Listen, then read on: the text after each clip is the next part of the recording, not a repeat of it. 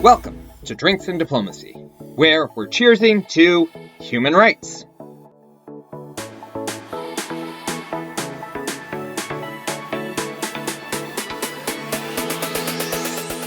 Hello and welcome back to the Drinks and Diplomacy podcast. We are here to talk today about human rights, a very important and powerful conversation to be had, and we will be introducing our wonderful, amazing speaker, who many of our Global in the Granite State or World Affairs Council of New Hampshire people will be very familiar with at this point. But as always, I am Tim Horgan. I am the Executive Director of the World Affairs Council of New Hampshire, and really excited to dive deep into this critical topic with our wonderful and amazing co-host, Andrea.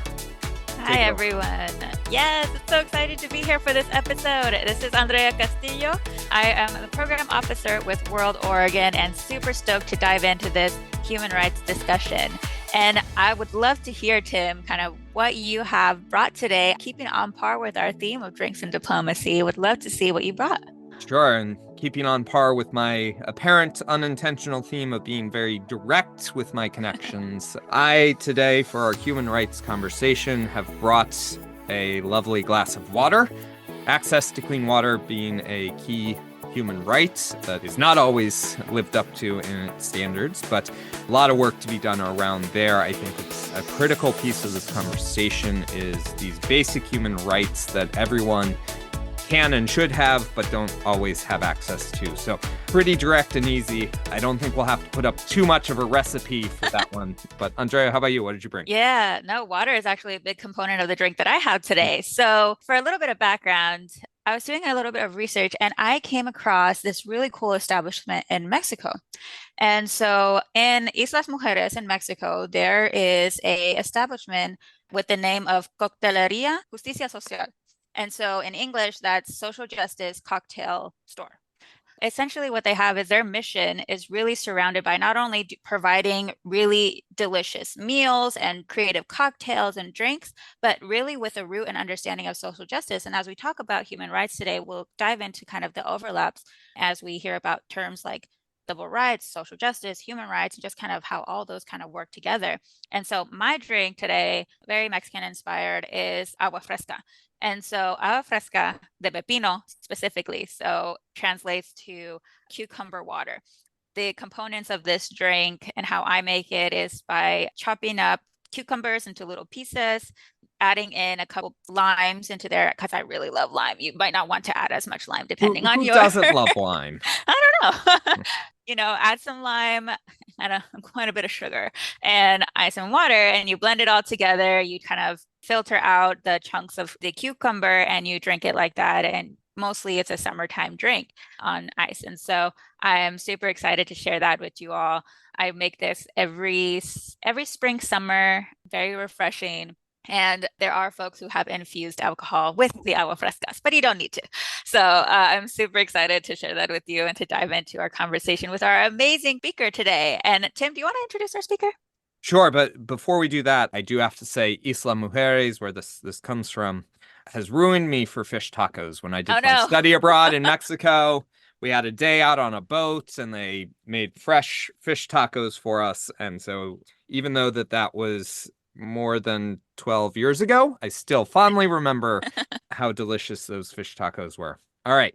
Enough of that tangent, but so excited to have Dr. Katrina Lantos Swett here with us today, the head of the Lantos Foundation for Human Rights and Justice, named in honor of her father, Congressman Tom Lantos, who was the only congressperson to have been a survivor of the Holocaust. They do amazing work all over the world. Just got back from Washington, D.C. for the International Religious Freedom Ceremony. Katrina, welcome. Thank you so much for joining us. And what did you bring for your drink today? Well, it's kind of a challenge to think of what is a drink that at some level embodies our subject today, namely human rights. And so the drink that I chose is not one that you would find typically at a restaurant, certainly not at a bar, but I'll give you my explanation and hopefully you'll think it makes sense. I would choose as my beverage, my drink to embody our conversation today, milk. And the reason I say milk is it is the first form of nourishment that every single human being needs. And they actually need it almost as soon as they're born. Ideally, it's mother's milk. Sometimes it might be formula, but that is really within a very, very short time, mere moments after they have been born, they begin that process of drawing nourishment from milk. And the reason I feel it is incredibly appropriate for a discussion about human rights is that one of the most critical things that your audience should understand about the Human Rights Project and what we mean when we talk about fundamental human rights is that we view them, and they are thus understood in international law, to be inherent, to be inalienable, to belong to every single human being, regardless of their circumstances. And in that sense, from the very moment you're born, you have this whole bundle of human rights. And so I was thinking, well, what's a beverage that sort of embodies that idea as being essential from the very minute of your birth? And milk is very essential from the very moment of our birth. And understanding that you have this birthright to a whole suite of human rights made it seem like those two things went together. So I will choose milk. Now, I will confess, I also love a good glass of milk.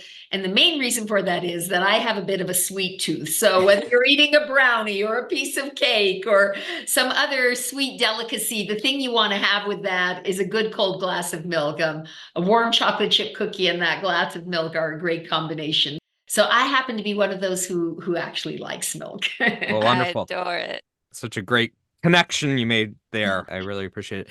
So you mentioned the inalienable nature of these rights, but you didn't mention what some of these rights are. So can you give us just sort of a brief rundown? We don't need every single one, but some of the key human rights out there that when you are out there doing your work, that you look to ensure that people have access to.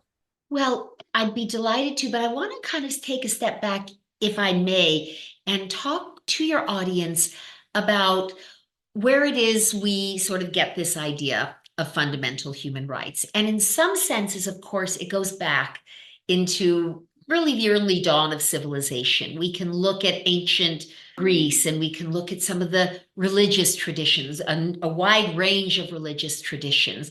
We can look at the writings of Roman philosophers as well. And we have all sorts of ideas and notions about natural law and what are the ways in which natural law sets out both the duties and the privileges of human beings. But our modern conception of human rights really dates to the period following the Second World War, where the world had been confronted by such an appalling level of violence and persecution and destruction and suffering. And there was a widespread conviction on the part of nations, both large and small, that somehow the world needed a very profound reset.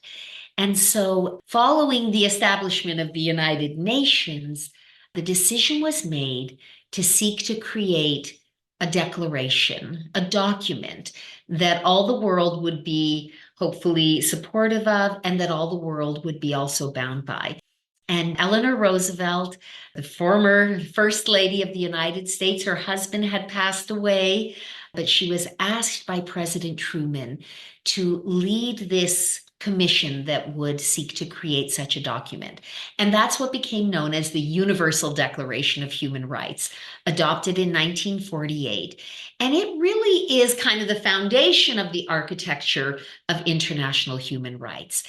And although it was not adopted unanimously, it was accepted overwhelmingly by the members of the United Nations. There were a few countries that abstained over concerns about various aspects of it, but it did hold itself out from the very beginning as a universal standard for all nations and for all people. Subsequently, the Universal Declaration was more fully articulated and embodied in two key documents.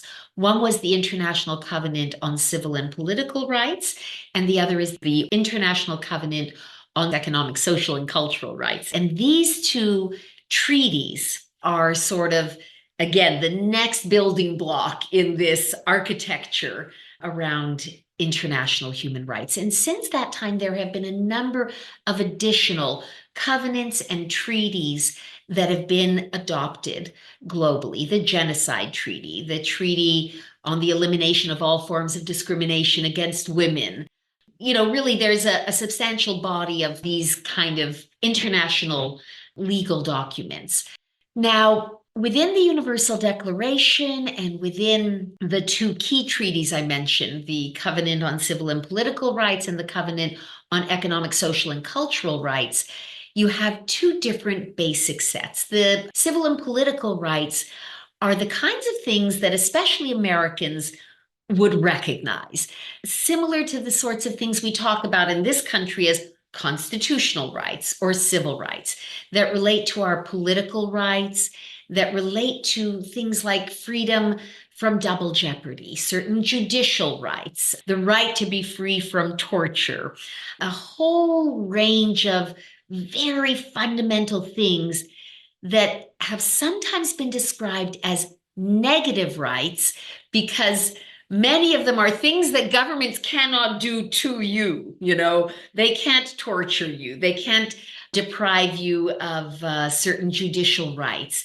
They have to protect your right to choose the government of your own preference. The economic, social, and cultural rights tend to be a bundle of rights that are more things your government should be doing for you. So securing certain fundamental economic standards of living, health rights, right to be able to enjoy educational opportunity. And those rights historically have not been pursued with as much vigor as the rights in the Covenant on Civil and Political Rights, partly because they require governments to dedicate resources to their achievement. Now, when you say, we're not going to torture people, we're not going to subject them to double jeopardy, we're not going to imprison them without certain, legal rights, et cetera, it doesn't really require a government to spend a lot of money to do that. It just requires them to behave decently. But when you get to the economic, social, and cultural rights, that's where you're talking about actually committing the resources of a country towards the achievement of those rights.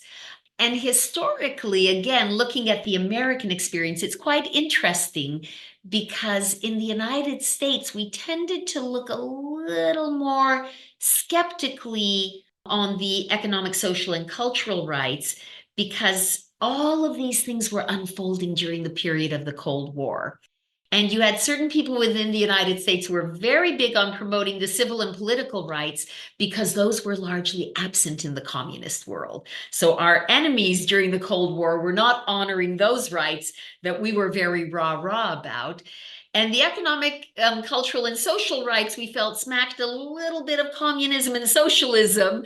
And so, our adversaries during the Cold War were all over the economic, social, and cultural rights. Not that they were really providing them to their citizens. And to some degree, we do find that human rights can often get caught up in the larger geopolitical debates that are unfolding.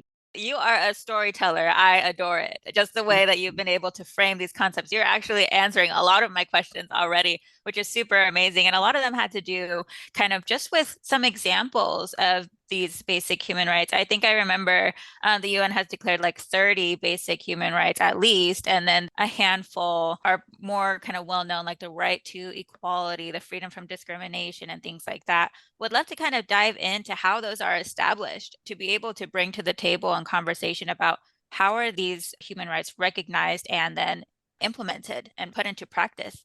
Again, I can speak best about sort of the US experience. But once again, if we're talking about sort of that body of international treaties that lay out the range of rights that people everywhere should be entitled to, the general process is once a covenant or a treaty is hammered out, and this takes place in international bodies, then it is transmitted to all the countries in the world. And they have to go through whatever process it is that their system of laws provides for to ratify and accept that treaty. Now, here in the United States, I'm going to give you actually a fascinating example. The Convention on Genocide, on the prevention of genocide, sometimes just called the Genocide Treaty. So this was hammered out by the United Nations and sent to member states for ratification and adoption shortly after the end of the Second World War. The United States, our process is a very interesting one. The president is the one who signs a treaty, and then he has to submit it to the Senate, where he has to receive the advice and consent of the Senate before it actually becomes the law of the land for the United States. And the Senate has been a very tricky body to deal with. And because of a lot of sensitivity around questions of American sovereignty and whether or not, this was going to interfere with American sovereignty, it was not being ratified by the Senate. So there was a senator by the name of Senator Proxmire, who thought it was a real shameful abandonment of our moral duty that the United States had not ratified this treaty. And so he made a vow. He said, every single day that the United States Senate is in session, I will be on the floor of the Senate delivering a speech, trying to shame my colleagues into finally ratifying this treaty. And he was as good as his word. And over a period of many years, he delivered 3,000 some speeches, day after day after day after day, trying to shame his colleagues into finally doing the right thing, which they eventually did. So that's a really kind of interesting anecdote in history, but it also helps to answer your question. So the process is that it is negotiated, it is sent to individual countries, and usually these treaties require ratification or adoption by a certain number of member states of the United Nations before they become operative and effective treaties. Now, here in the United States, under our Constitution, a treaty holds a very high status. Alongside the Constitution, it is considered, once ratified and adopted, to be the supreme law of the land. So that is part of the reason why we have such a hard time getting international human rights treaties adopted in this country, because there's a lot of prickliness around the idea of American sovereignty and what if the treaty conflicted with some of our domestic laws. Definitely. And that kind of gets me to thinking about kind of the big picture. When we say fundamental human rights, I would love to get your perspective and to talk a little bit about the tie-in between human rights and partisanship. As you may know, the World Affairs Council of New Hampshire and World Oregon and everyone kind of within the World Affairs Council's networks function as a bipartisan, nonpartisan space. Right. And so would love to talk a little bit about how the conversation about human rights ties into partisanship and the complexities around that here in the US in particular. It's a wonderful question, a really good question. And I think there's sort of a good news and a bad news answer to it. The good news is that I would say until quite recently, human rights was quite a unifying area that people from both sides of the aisle could come together around. And Senator Daniel Patrick Moynihan, the late great senator from New York, had a wonderful quote that I think came from deliberations on a platform committee that he was on for the Democratic Party, going back now quite a few years. It's a great little quip that I think underscores how even, conservative and more liberal folks could come together around human rights, because at one point he sort of said in one of these platform committee discussions, he was a fairly conservative Democrat and he was talking to some of the more liberal Democrats. He said, I'll tell you what, we'll agree to be against all the dictators you hate if you agree to be against all the dictators we hate. And, was sort of underscoring that depending on where people came from politically, they might be more concerned about communist dictators, or they might be more concerned about right-wing dictators in Latin America, but that they would try to come together to say, hey, We're all against dictatorship. We're all for democracy. We're all for the rule of law. And I do think for a long time, human rights really was kind of a unifying, overarching set of values around democracy, around individual liberty, around protecting freedom of religion, conscience, and belief, around protecting the individual person from violations of their physical well-being, prevention of torture, and all the sort of related things around that. And those were, in fact, unifying causes. When my late father, Tom Lantos, first established the Congressional Human Rights Caucus with a Republican co-chair, they really made an effort to bring in conservative Republicans, very progressive Democrats, all as members of the caucus, because they wanted it to be a big umbrella. I think some of that began to break down in the early 2000s. You had some people in, for example, the Bush administration during the so-called war on terror, getting very close to the edge of arguing that under some circumstances, torture might be permissible, even though it was clearly impermissible, not only according to international human rights standards, but domestic laws. And yet, as our country was facing threats of terrorism, there were some sort of on the national security side of the house, if you will, who were saying, hey, we got to do what we got to do to get the information we need to get to stop potential terrorist attacks. And so you began to see rifts beginning to open up there. Then on the other side of the house, you had people from the more progressive wing of our political environment saying, we really want to start talking about some of these human rights in environmental and ecological terms, things that had never before been kind of brought into the human rights basket, but suddenly people were saying, well, where you locate factories, what kind of air people breathe, these also should be viewed as human rights issues. And you had some of the more traditional saying, whoa, whoa, whoa. I mean, that's just about public policy. Yeah, we can have a good debate about public policy. Do we want to be better about protecting our environment, but that doesn't relate to human rights. And so you sort of had rifts opening up there. And so I think you're right, Andrea, that it is in some senses becoming a more divided landscape. And I personally think that's a mistake. Some people would argue, and this is also a debate within the human rights community, that as you try to pull the basic idea behind human rights, protecting the dignity of the individual, protecting their civil and political rights, protecting their bodily integrity rights, and protecting their right to a fundamental, minimum standard of living.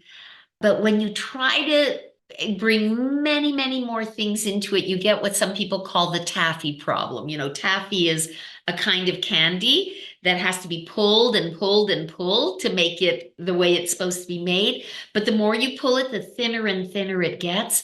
And some people argue that when we try to bring more and more things into the tent of this is a fundamental human right, the protections actually get thinner and thinner. And when everything is a human right, well, eventually nothing is really a valued, treasured human right. And I sort of fall somewhere in the middle on that argument. I think there clearly are instances where we need to expand and we want to bring more things into that tent.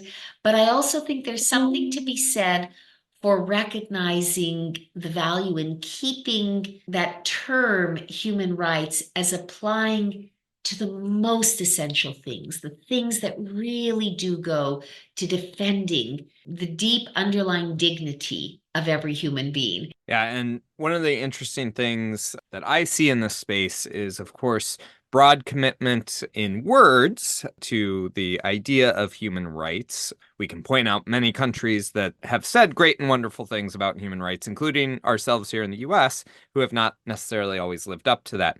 So what can you say about how countries, how institutions, how people can be held accountable for these violations of human rights, and why it's important for the world to stand up in the face of human rights abuses?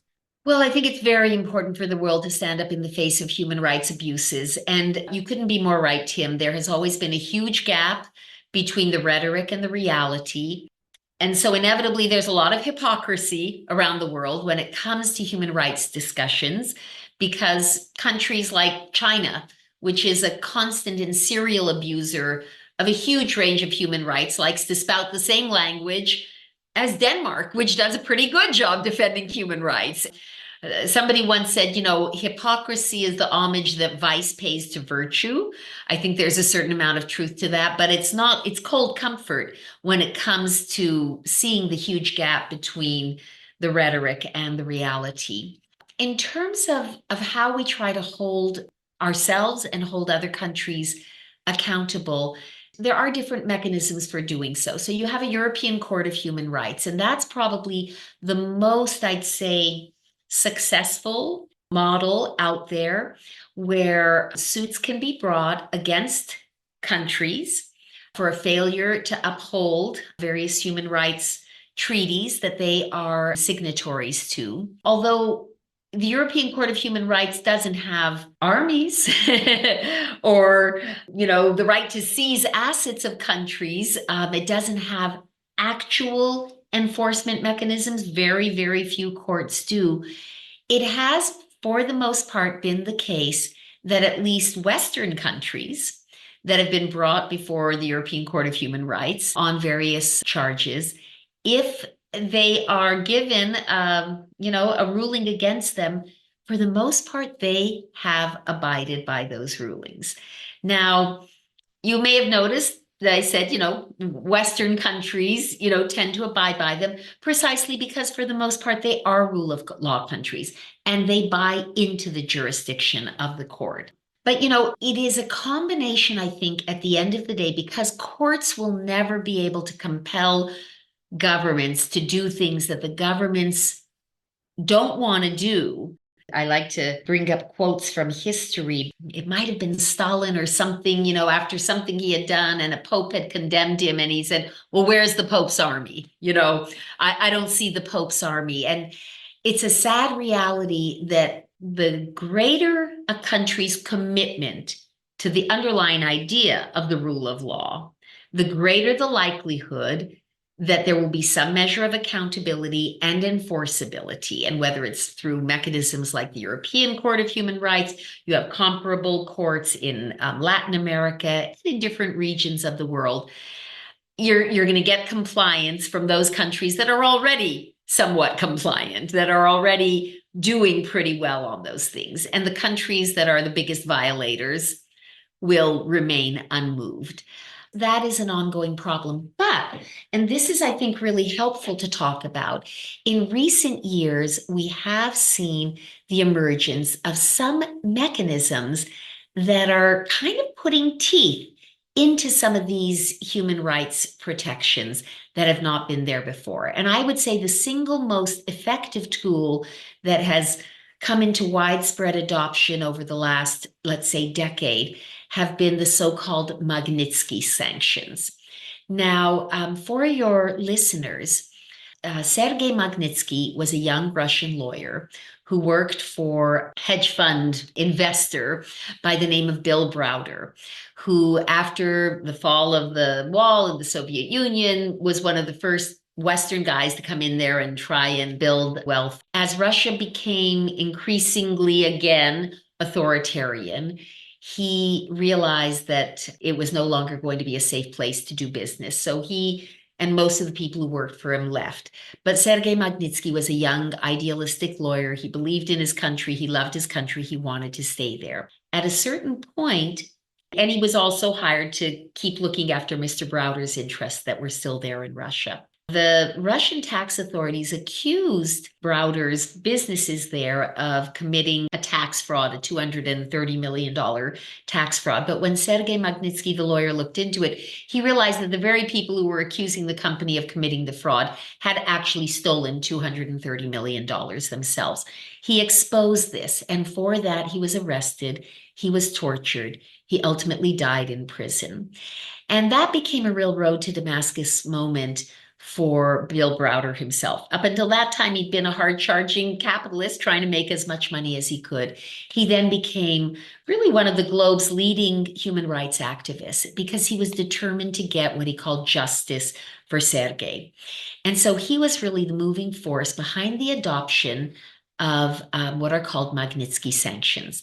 So historically, when a country like, say, the United States wanted to impose sanctions against a regime that we felt was acting in violation of international law, we would impose those sanctions against the country, against the regime as a whole, in a variety of ways. Bill Browder's sort of light bulb moment was, no, what we have to do is we have to identify the specific people in that country who have been violating the human rights of individual victims. And we have to put the sanctions on them because every dictatorial, abusive, persecuting regime relies on the work of individual functionaries, and they may be very high up functionaries who are getting very rich in the corrupt process of doing what they're doing.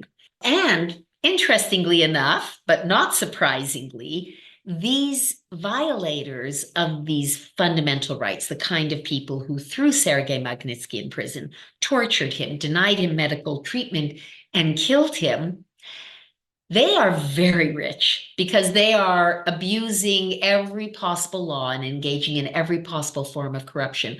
But they know how unreliable the legal system is in their own countries. So they all export their wealth to London, to New York, to Canada, to France, to places where rule of law does prevail and where their assets are safe. They get their families out of those countries. They like to send their children to Harvard and to Yale and to Stanford and to MIT and other top universities around the world. So Bill Browder said, we are going to freeze all your assets abroad so they can't get at their money. And we are going to impose absolute visa and travel bans on you and on your wife and on your kids and on anybody associated with you. And these Magnitsky sanctions, which were first adopted, targeted only against Russia, now we have a global Magnitsky Sanctions Act. And the entire EU has adopted a version of the global Magnitsky sanctions. Canada has Magnitsky sanctions. And, Bill Browder is building a movement around the world. And this has been a very effective, very real world tool to go after the guys who are actually implementing the policies that throw human rights activists in jail, that torture them, that disappear them. And so even though we are a long way from achieving and actualizing these noble goals, they stand there, they are the aspiration, they are the stars by which we do try to guide our ships. Yeah. And I think having those aspirations and having those continual move forwards, those defenders of human rights, such as the Lantos Foundation, is a great example for the world to follow, especially when we are able to highlight our own challenges here at home, as well as the many of challenges around the world. I think it puts us in a much better place. And of course, we could talk about this all day with you, Katrina. This has been a wonderful conversation and something that we really appreciate you making the time for. We have a little bit of a tradition here at the end of each episode to do a little cheers, and I suggest that we cheers to the hard work that you have ahead of you, that the world has ahead of itself, to live up to these standards and these goals that we need to set and do a better job. So we'll do a little countdown, 3, 2, 1, and then you can give a cheers in your language of choosing if you like, just as a way to continue to tie us to the global here. So our cold waters and milks, do a 3, 2, 1, cheers. Hello. Santé. All right. Well, thank you so much, Katrina. Thank you so much to our audience for listening to this great conversation. We really appreciate it, and we hope you've learned something today. Thanks so much. Thank you. The Drinks and Diplomacy podcast is a joint program of the World Affairs Council of New Hampshire and World Oregon. Your co-hosts and producers are Andrea Castillo, Program Officer at World Oregon, and Tim Horgan, Executive Director of the World Affairs Council of New Hampshire. The audio editor is Tim Horgan. Our theme music is We Are One by Scott Holmes Music. Thank you so much for listening, and don't forget to subscribe and leave us a comment. Until next time.